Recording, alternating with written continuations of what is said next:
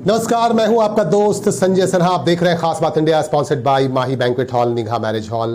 कहते हैं ये सियासत के चश्मे कुछ धुंधले हो गए हैं, ये सियासत के चश्मे कुछ धुंधले हो गए हैं, चुनावी वादे आजकल फिर से जुमले हो गए हैं।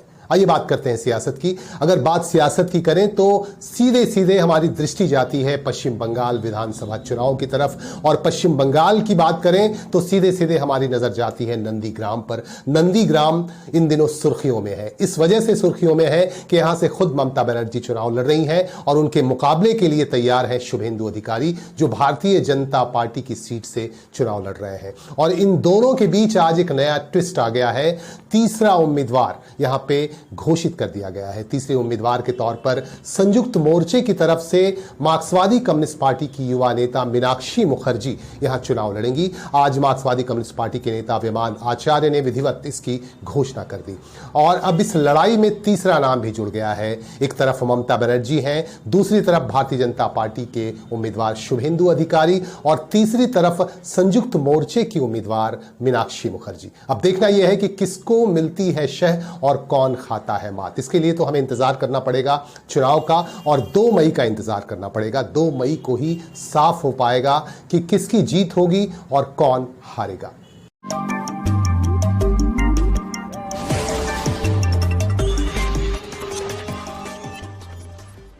बंगाल में विधानसभा चुनाव को देखते हुए तमाम सरहदों पर वाहन चेकिंग अभियान जोर शोर से चलाया जा रहा है। पुरुलिया जिले से हमारे पास खबर आ रही है, पुरुलिया जिले में भी वाहन चेकिंग अभियान चलाया जा रहा है। पश्चिम बर्धमान को पुरुलिया से जोड़ने वाले सरहद पर वाहन चेकिंग अभियान चलाया गया। पिछले 10 दिनों से यह अभियान चलाया जा रहा है। आप देख सकते हैं दृश्यों में कि यहां अभियान चलाया जा रहा है और पुलिस अधिकारी यहां लगातार लगे हुए हैं। तमाम वाहनों की सघनता के साथ जांच की जा रही है, बारीकी से जांच की जा रही है, ताकि किसी तरह की कोई अप्रिय घटना न घटे। चुनाव को देखते हुए पुलिस प्रशासन की तरफ से इस तरह की कार्रवाई की जा रही है। पश्चिम बर्धमान से पुरुलिया जिले को जोड़ने वाली जो सड़क है, वहां भी वाहन चेकिंग अभियान काफी जोर शोर से चलाया जा रहा है। हर वाहन पर नजर रखा जा रहा है ताकि किसी तरह की कोई अप्रिय घटना न घटे। किसी वाहन में कोई संदिग्ध सामान अगर होता है तो उसकी जांच की जाती है। पुलिस के अधिकारी यहां लगातार डटे हुए हैं, अपनी ड्यूटी निभा रहे हैं।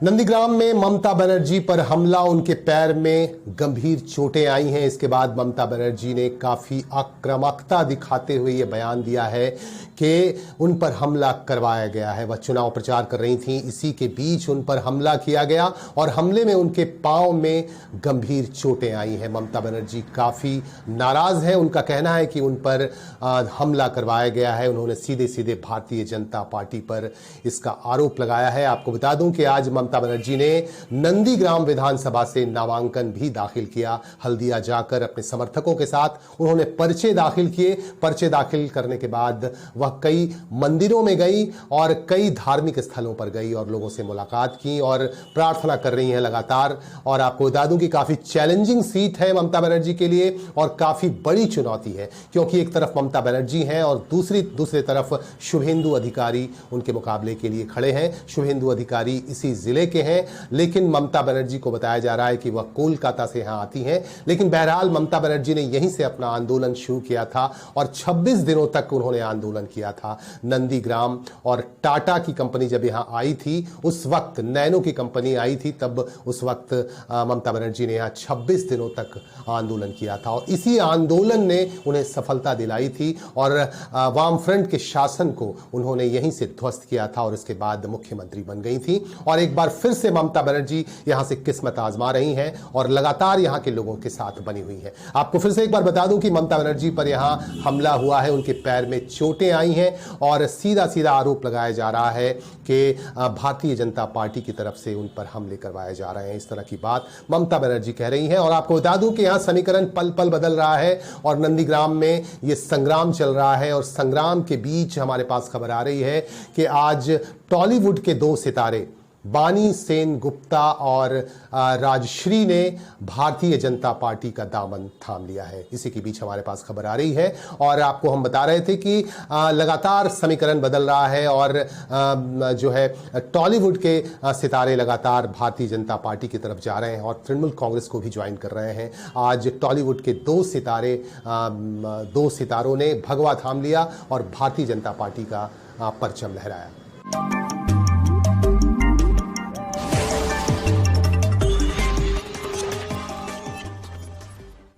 चुनाव का मौसम आता है तो कई तरह के विवाद भी सामने आते हैं। रानीगंज से हमारे पास विवाद से जुड़ी खबर आ रही है। रानीगंज में दीवार लेखन को लेकर विवाद हो गया है तृणमूल कांग्रेस और भारतीय जनता पार्टी के बीच। भारतीय जनता पार्टी का यह आरोप है कि तृणमूल कांग्रेस के समर्थक कार्यकर्ता उन्हें परेशान करने की गरज से यहां उनके दीवार लेखन के ऊपर अपने उम्मीदवारों के नाम लिख रहे हैं। इस तरह की बातें देव कुमार बोस ने कही, जो भारतीय जनता पार्टी के नेता हैं। इस बाबत पुलिस को भी सूचित की गई है, पुलिस से भी शिकायत की गई है और पुलिस भी इस मामले में तफ्तीश कर रही है। आइए देखते हैं देव कुमार बोस का क्या कहना है। चुनाव घोषणा होने के 1 महीना पहले से भारतीय जनता पार्टी के कार्यकर्तागण अपने अपने जगह में निर्देश अनुसार जो है दीवार दखल करने लगा, दीवार को बुक करने लगा। वो भी उस दीवार के जो मालिक हैं उन लोग से अनुमति लेने के बाद फिर जब हम लोग लिखने जा रहे हैं तब देखें रात के घन अंधकार में हमारे 12 बजे के करीब क्योंकि हम लोग को वहाँ का कार्यकर्ता लोग कुछ लड़का लोग को देखे जो एकदम टीएमसी का जो कर्मी है, गुंडा है, वो लोग क्या किए, वहाँ का जो है दीवार को हम लोग का नाम जो है बीजेपी लिखा हुआ था उसको साफ सुथरा हटाकर अपने जो उम्मीदवार है उसके फेवर में वो लोग लिखने लग गया। तो हम लोग तो गणतांत्रिक उपाय से रानीगंज थाना आए थे।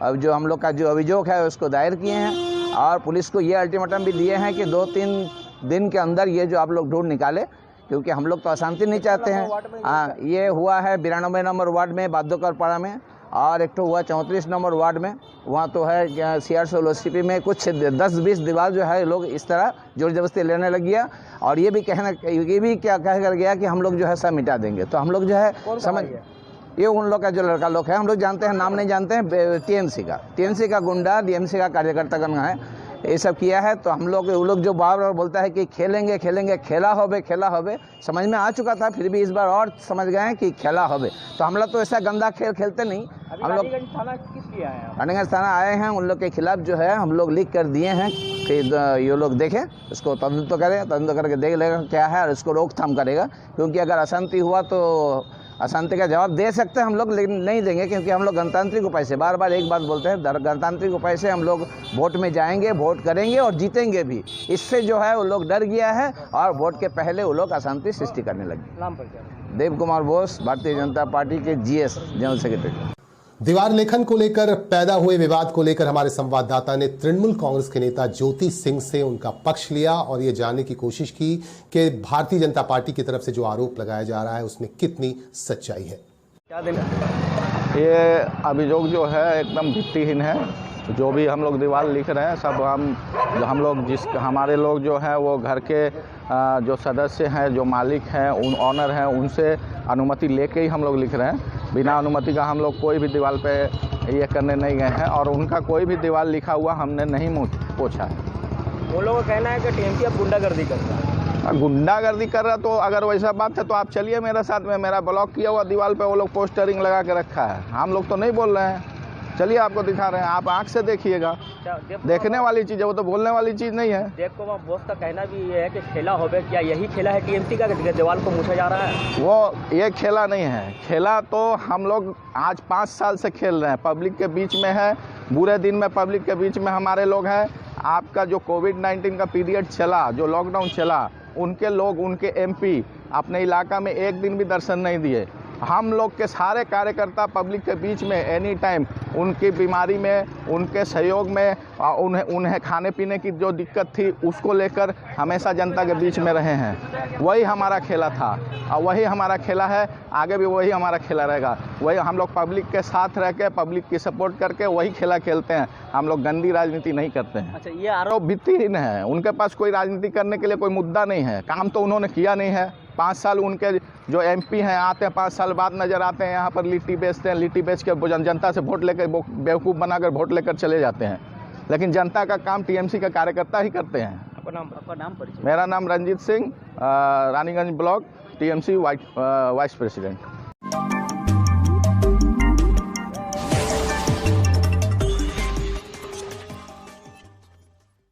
उत्तराखंड के नए मुख्यमंत्री बनाए गए तीरथ सिंह रावत, यहां त्रिवेंद्र सिंह रावत द्वारा इस्तीफा देने के बाद एक खालीपन सा आ गया था और इसके बाद लोग इंतजार कर रहे थे कि उत्तराखंड का नया मुख्यमंत्री कौन होगा। आखिरकार फैसला हुआ और फैसले के बाद तीरथ सिंह रावत मुख्यमंत्री बनाए गए उत्तराखंड के, और प्रधानमंत्री नरेंद्र मोदी ने उन्हें पुरजोर तरीके से बधाई दी और आगे का रास्ता किस तरह से तय किया जाए इसे लेकर उनका मार्गदर्शन भी किया। और तीरथ सिंह रावत में काफ़ी जोश दिख रहा है, काफ़ी उत्साहित थे और यहाँ की राज्यपाल ने उन्हें शपथ दिलाई। शपथ ग्रहण के बाद उन्होंने मंत्रिमंडल के तमाम सदस्यों से मुलाकात की और आगे के काम को लेकर उन्होंने रणनीति बनाई।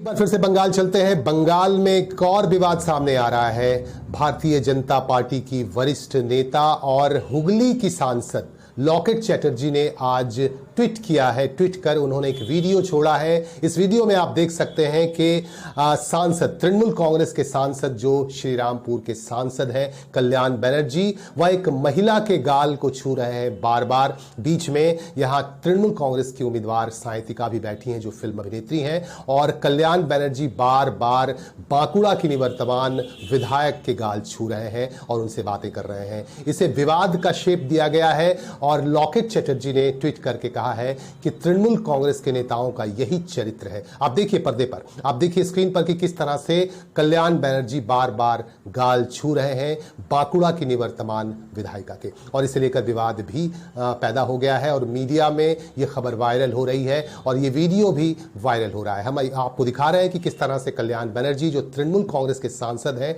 और वरिष्ठ नेता हैं तृणमूल कांग्रेस के, वह इस महिला के गाल बार बार छू रहे हैं। चरित्र को लेकर सवाल उठाए गए हैं, कल्याण बनर्जी के चरित्र को लेकर सवाल उठाए गए हैं। दक्षिण 24 परगना के बारुईपुर से खबर आ रही है। हमारे संवाददाता उज्जवल सरकार ने खबर भेजी है कि बारुईपुर प्रेस क्लब में आज एक पुस्तक का लोकार्पण किया गया। कोरोना पर आधारित इस पुस्तक के लोकार्पण के मौके पर कई गणमान्य लोग खास तौर से मौजूद थे और इस पुस्तक का लोकार्पण किया जनसंपर्क विभाग के प्रभारी नारायण चंद्र राय ने। आप देख सकते हैं कि पुस्तक का लोकार्पण किया गया। 167 पन्ने की यह पुस्तक है और इस पुस्तक में कोरोना महाकाल के दौरान जो घटनाएं घटित हुई तमाम पक्षों को बहुत ही संजीदगी के साथ, बहुत ही गंभीरता के साथ रखा गया है और बांग्ला भाषा में इस पुस्तक को लिखा गया है और इसका लोकार्पण आज किया गया। इस मौके पर बारुईपुर प्रेस क्लब के तमाम सदस्यगण, पदाधिकारी इस मौके पर मौजूद थे। समाज सेवी सुबीर को भी इस मौके पर देखा जा रहा है और इस मौके पर प्रेस के तमाम लोग खास तौर से मौजूद थे और इस पुस्तक में उन तमाम पक्षों को उकेरने की कोशिश की गई है जो कोरोना महाकाल की महामारी के दौरान हुए और कोरोना महामारी से जुड़े तमाम अलग अलग पक्षों को इसमें उकेरा गया है। তাহলে এই নয় যে খুব ভয়ের কারণ নয়, আমি সেইটাই আমি সকলের কাছে আবেদন করব। আমার সাংবাদিক বন্ধু পরিবার পরিজনের কাছে আমি আকুতি করি যে এইটাকে নিয়ে কোনো ভয়ের কারণ নয়। আমাদের কাজ করতে হবে, কাজ করে খেতে হবে, পরিবার পরিজনকে সংসার চালাতে হবে। সেই হিসাবে করোনা করে যে এইরকম অবস্থা আমি কোনো মানি না, আমি কোনো কিছুই মানি না। আমি আমার স্টাফদের সঙ্গে সবসময় ঘোরাফেরা করি, চা খেতে যাই, ওই একটু স্যানিটাইজার দিলাম অথবা চা দোকানে একটু জল নিয়ে হাত ধুয়ে নিয়ে বিস্কুট চা খেয়ে নিলাম, এইটাই। তবে আমার মোটামুটি দিনকাল কাটছে, অসুবিধে নেই। আচ্ছা, আজকে এইটা হচ্ছে একটা পর্যায়ে গেল। আজকের একটা বইয়ের যেটা উদ্বোধনের কথা একটা বলছেন, আমি সেইটা বলে থাকি যে এইরকম বই প্রচার হোক, এইরকম বই প্রচার হোক, ঘরে ঘরে বাড়ি বাড়িতে গিয়ে যেন এইগুলো সব বেশিভাবে প্রচারিত হয়, আর প্রত্যেক বাড়িতে যেন এইগুলো একটু একটু হচ্ছে অবলম্বন করে, তার আমাদের কোনো সমস্যা থাকবে না। ব্যাস এই বলেই আমার এই দু চারটে কথা আমি শেষ করছি। अब बात करते हैं धर्म की। महाशिवरात्रि के अवसर पर रानीगंज में श्री श्री पंचमुखी हनुमान मंदिर से आज एक कलश यात्रा निकाली गई। इस विशाल कलश यात्रा में काफी संख्या में स्त्री और पुरुषों ने हिस्सा लिया। श्रद्धालुओं ने इसमें काफी आस्था के साथ हिस्सा लिया। 51 कलश के साथ श्री श्री हनुमान मंदिर से कलश यात्रा शुरू हुई और आप देख सकते हैं कि किस तरह से लोगों में आस्था दिख रही है, उत्साह दिख रहा है। और महाशिवरात्रि का त्यौहार काफी आस्था वाला त्यौहार होता है और इस पर्व से लेकर लोगों की आस्था जुड़ी होती है। प्रत्येक वर्ष यहाँ श्री श्री पंचमुखी हनुमान मंदिर में इस तरह का आयोजन होता है। इस बार भी कलश यात्रा के साथ महाशिवरात्रि का त्यौहार शुरू हुआ और रुद्राभिषेक यहाँ किया जाएगा और यहाँ भजन का कार्यक्रम भी किया जाएगा। इस संदर्भ में मंदिर कमेटी के चेयरपर्सन श्याम सुंदर गुप्ता से हमारे संवाददाता ने बात की। हुए मथुरा चंडी घाट को जाएंगी, वहाँ से दामोदर नदी से जल उठा करके बाबा का स्नान के लिए लाया जाएगा और फिर आज स्नान वगैरह करवा के नया कपड़ा उपड़ा पहना करके फिर जो है माने शाम में उनका फूल का श्रृंगार भव्य तरीका से किया जाएगा। हनुमान चालीसा पाठ का कुछ कार्यक्रम रखने आए? नहीं, वो पंडित जी के द्वारा माने हम लोग को संकल्प दिया जाएगा। हाँ, सभी भक्त मिल करके संकल्प देंगे, पंडित जी बैठ करके हनुमान चालीसा करेंगे। 51 शिवरात्रि का अवसर, शिवरात्रि पर्पज से हम लोगों का पहला प्रोग्राम है रुद्राभिषेक, जो माने विद्वान पंडितों द्वारा माने यहाँ रुद्राभिषेक का प्रोग्राम किया जाएगा। 3-4 बजे तक सुबह से स्टार्ट होगा, 3-4 बजे तक है। हाँ, उसके बाद जो है फिर भजन संध्या जो है शाम से जो है भजन संध्या का प्रोग्राम है हम लोगों का। भजन संध्या जो है माने 11 बजे तक बाबा जो है वो हर साल करते हुए आई हैं, इसलिए महिला जो है माने समझ लीजिए हम लोगों का माने पूरा उन लोग का सहयोग है। वो लोग पूरा जो है कि रात भर होल नाइट जग करके बाबा का शिवरात्रि का आनंद लेते हैं। हाँ, श्याम सुंदर गुप्ता। हमारा ड्यूटी है प्रोजेक्ट चेयरमैन, हम सभी भक्त मिलकर के हमको प्रोजेक्ट चेयरमैन बनाए हैं। हाँ, जो सेक्रेटरी हैं गणेश साहब हैं, ओम प्रकाश जी हैं, भक्तिराम भालोटिया जी हैं और मनोज सराफ हैं। जामुड़िया में गगन फेरोटेक कारखाने के श्रमिकों ने आज विरोध प्रदर्शन किया। कई तरह के विवाद थे, तनख्वाह को लेकर कई तरह के विवाद हो रहे थे। इसे देखते हुए यहां के श्रमिकों ने, कर्मचारियों ने आज कारखाने के मुख्य द्वार के समक्ष विक्षोभ प्रदर्शन किया और प्रबंधन के खिलाफ नारे लगाए। इनका कहना है कि इनकी जो मांगे हैं, इनका जो हक है, वो इन्हें नहीं दी जा रही है। प्रबंधन पर कई तरह के आरोप भी लगाए और आप देख सकते हैं कि यहाँ किस तरह से श्रमिक और कारखाने में काम करने वाले कर्मचारियों यहां प्रबंधन के खिलाफ नारे लगाए, विक्षोभ प्रदर्शन किया। इस मौके पर श्रमिक नेता हरे राम सिंह भी मौजूद थे और इनकी मौजूदगी में यहां विक्षोभ प्रदर्शन किया गया। बाद में प्रबंधन से बातचीत की गई।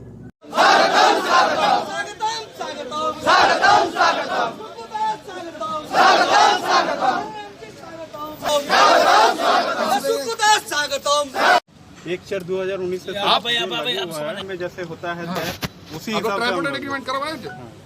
ट्राइपार्टाइट एग्रीमेंट से ही तो सर एग्रीमेंट ना उसका हिसाब से पेमेंट आप लोग देते हैं। हाँ, पेमेंट हम लोग सब दे रहे हैं। नहीं, यहाँ जो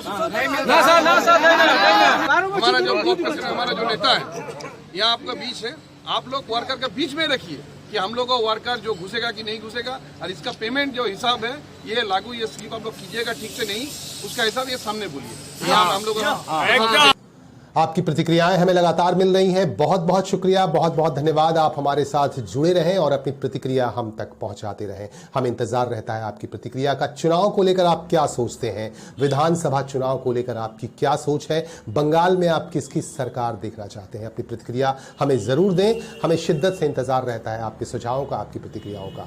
आज के लिए बस इतना ही और जल्दी होगी आपसे फिर मुलाकात, क्योंकि आपसे करनी है खास बात। नमस्कार।